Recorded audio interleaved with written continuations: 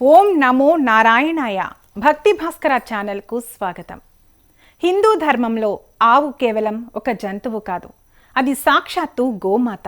సనాతన సంప్రదాయంలో గోవును లక్ష్మీ స్వరూపంగా, మాతృమూర్తిగా ఆరాధించటం యుగ యుగాల నుండి వస్తోంది. గావో విశ్వస్య మాతరః అంటే గోవు ఈ విశ్వానికే తల్లి అని వేదం చెబుతోంది. మన సంప్రదాయంలో గోమాతకు ఉన్న విశిష్టతను, ప్రాముఖ్యతను వివరంగా తెలుసుకుందాం. హిందూ విశ్వాసం ప్రకారం గోమాత శరీరంలో ముక్కోటి దేవతలు కొలువై ఉంటారు. గోవు కొమ్ముల మొదట్లో బ్రహ్మ విష్ణువులు, కొమ్ముల చివర్లో సకల తీర్థాలు ఉంటాయని నమ్ముతారు. నుదుటి భాగంలో శివుడు, హృదయంలో పార్వతీదేవి, కళ్లలో సూర్యచంద్రులు నివసిస్తారు. గోమయంలో మహాలక్ష్మి, గోమూత్రంలో గంగాదేవి నివసిస్తారని శాస్త్రాలు చెబుతున్నాయి. అందుకే ఒక ఆవుకు ప్రదక్షిణం చేస్తే ఈ అనంత కోటి బ్రహ్మాండంలోని దేవతలందరికీ ప్రదక్షిణం చేసిన పుణ్యం లభిస్తుంది. గోవు ఇచ్చే 5 పదార్థాలను పంచగవ్యాలు అంటారు. అవి పాలు, పెరుగు, నెయ్యి, గోమయం మరియు గోమూత్రం.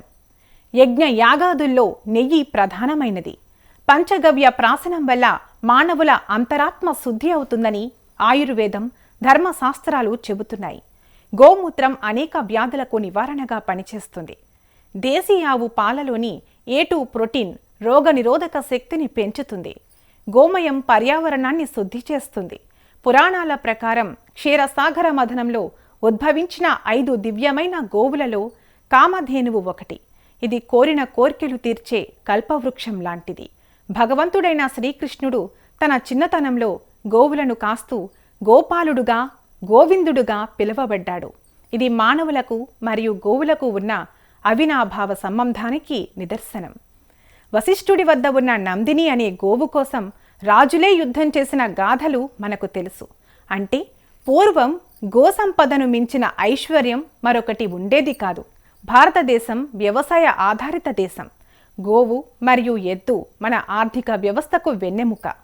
రసాయన ఎరువుల కంటే గోమయం అద్భుతమైన సేంద్రియ ఎరువుగా పనిచేసి భూమిని సారవంతం చేస్తుంది. పల్లెటూళ్లలో నేటికి గోవును ఇంటి ఆడపడుచులా చూసుకుంటారు. సంక్రాంతి పండుగలో కనుమ రోజున గోవులను పూజించటం మన సంస్కృతిలో ఒక భాగం. గోమాతను సేవించటం వల్ల కలిగే ఫలితాలు అనంతమైనవి. నిత్యం గోమాతను దర్శించడం, తాకడం వల్ల అకాల మృత్యుభయం తొలగిపోతుంది.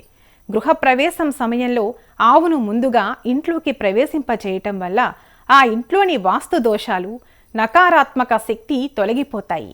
వైతరణి నదిని దాటడానికి గోదానం అత్యంత శ్రేష్టమైనదని గరుడ పురాణం చెబుతోంది. గోమాతను రక్షించడం అంటే మన ధర్మాన్ని, మన ఆరోగ్యాన్ని, మన భూమిని రక్షించుకోవడమే. ప్రస్తుత కాలంలో దేశీ ఆవుల సంఖ్య తగ్గిపోతోంది. వాటిని సంరక్షించుకోవాల్సిన బాధ్యత మనందరిపై ఉంది. గోరక్షణే దేశరక్షణ. ప్రతిరోజు ఒక గ్రాసం ఆవుకు తినిపిస్తే చాలు, ఆ పుణ్యం మీ కుటుంబానికి శ్రీరామ రక్షగా నిలుస్తుంది. ఈ వీడియో మీకు నచ్చినట్లయితే లైక్ చేయండి, షేర్ చేయండి. మరిన్ని ఇలాంటి వీడియోల కోసం మా ఛానల్ను సబ్స్క్రైబ్ చేసుకోండి. అలాగే బెల్ ఐకాన్ను నొక్కండి. దీని ద్వారా మేం చేసే ప్రతి వీడియో నోటిఫికేషన్ రూపంలో మీ వద్దకు చేరుతుంది. సర్వే జన సుఖినో భవంతు.